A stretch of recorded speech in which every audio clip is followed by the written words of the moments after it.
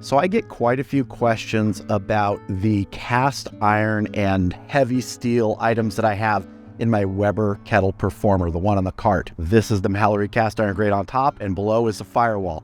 And today I'm gonna just kind of show you how they're doing. I've had the Malory M1 cast iron grate for, I believe, about 3 years, the Firewall for about 1.5 years.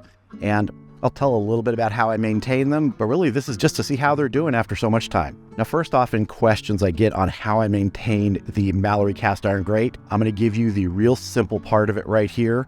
I brush it down and I scrape it. I use 2 different brushes. I use a spiral wire brush, and that helps prevent any of those wire bristles from other types of wire brushes getting stuck on the grate and getting into your food. And I have had that happen, so I never use those anymore. Next up, I use this sort of synthetic scraping brush. These are synthetic bristles, they're not wire. Works really well on here. I give nice brush downs. It has a scraper here if I need to, but generally I don't use this. I use this, a plastic sort of putty knife. Really nice to get down in between here, scrape off things. And you'll also notice here, if you look, I don't scrape everything completely bare. I maintain these things so that they're functional and they don't get a lot of rust, things like that. I don't worry about little bits of things that are left there below the grate. And one other thing to mention about this, about both of these things, once you see the Firewall too, they are heavy. Do not drop these in the kettle when you put them in. Those tabs can bend. I did bend a tab on one of my other kettles, putting one of these down too hard. I just dropped it. It was by accident, but bent that tab, had to bend it back up.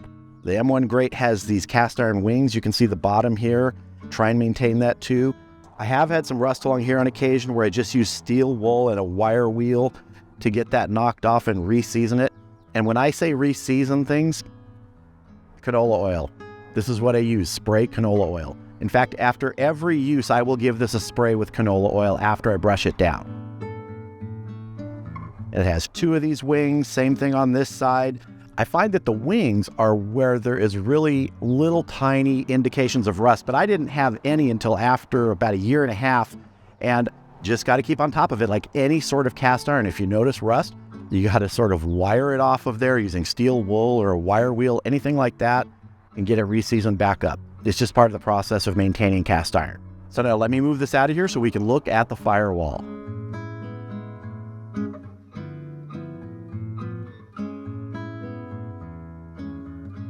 Now, I did a video a while back when I got the Malory Firewall and sort of introduced it, and I'll link that video, but I'll go briefly over what it is here in case you haven't seen it.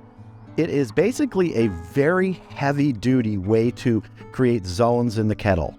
This divider right here comes out and can be moved to different places.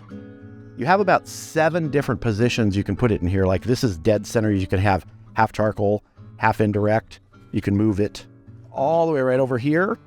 So you have a smaller zone over here and a larger indirect zone, or vice versa. I also get asked a lot which I prefer, this or the slow and sear. To me, they are 2 completely different things. If I'm going to be doing a long cook, let's say 5, 6, 7 hours, I'm going for the slow and sear, without a doubt.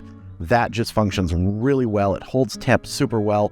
And this, for me, is something that I'm using for a shorter cook where I want 2 zones and something where it's gonna retain heat, because that is one of the great things about both the cast iron grate and this, and especially when used in combination. They are big heat sinks. They just hold on to heat. So if you have to take the lid off for any reason and you put the lid back on, I find with those 2 in combination, you get a lot of heat back more quickly. It recovers that temperature because it's just holding it and releasing it rather than just sort of, say, a thin metal grate. And as far as how this is holding up here, well, I believe this is 1/2-inch steel. You can see I got a couple spots here that I need to address, but again, this is 1/2-inch steel and it is not gonna rust through anytime soon. Still, I need to address that. Same thing on the base. It is super heavy.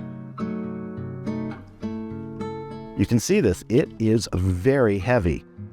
This is about 1/4-inch thick steel right here, I believe. I could be off on that, but I love the versatility of the Firewall. I love the heaviness of it. One caution is if you have the Firewall and the Malory cast iron grate especially together in, say, a normal Weber kettle, the 3-legged one, if you pull that really quick, all that top weight starts to tip back. It can tip. That's why I put this combination on the Weber Kettle Performer on the cart with 4 legs here, 4 wheels, much more stable. I love using this here. And the Firewall and the Malory cast iron grate, they pretty much live on this kettle. This is their home. I'll put links in the video description to the Malory cast iron grate and the Malory Firewall. I just love these things. And as a disclaimer, years ago, Malory sent me that M1 cast iron grate to try out, so they gave me that. But I purchased the Firewall when I saw it was coming out. I didn't even go to them and say, hey, can I have that? I bought it because I liked it, and I am loving it. I hope that answers some of the questions I've had about the Malory cast iron grate and the Firewall. And if you have any other questions, drop them in the comments below.